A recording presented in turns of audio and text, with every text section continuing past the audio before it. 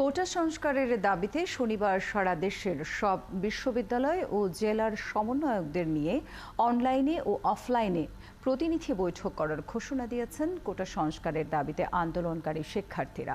এদিন কোনো ব্লকেডের ঘোষণা দেয়নি তারা। শুক্রবার শাহবাগের বিক্ষোভ সমাবেশ থেকে এই ঘোষণা দেন আন্দোলনকারীরা। এর আগে কোটা সংস্কার আন্দোলনে অংশ নেওয়া শিক্ষার্থীদের উপর হামলার প্রতিবাদে ডাকা বিক্ষোভ কর্মসূচিতে অংশ নিতে ঢাকা বিশ্ববিদ্যালয় গ্রন্থাগারের সামনে জড়ো হন শিক্ষার্থীরা। সেখান থেকে বৈষম্য বিরোধী ছাত্র আন্দোলন ব্যানারে মিছিল নিয়ে শাহবাগ মোড়ে অবস্থান নেন তারা।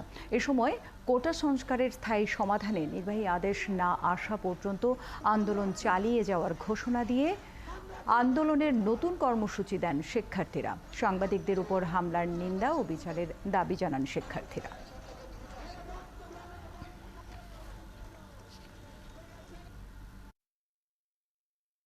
সরকারকে আহ্বান করছি, আমাদের যে সহজ সরল এক দফা দাবি বৈষম্য নিরসনে, সকল গ্রেডের বৈষম্য নিরসনে সংসদ আইন পাস করার মাধ্যমে কোটাকে ন্যূনতম পর্যায়ে নিয়ে আসার সেই আহ্বান যেন আগামীকাল আমাদের সকল বিশ্ববিদ্যালয় ও জেলায় জেলায় অনলাইন অফলাইন প্রতিনিধি বৈঠক হবে এবং বিকাল 6টায় আমরা আমাদের পরবর্তী কঠোর কর্মসূচি নিয়ে একটি প্রেস ব্রিফিং করব।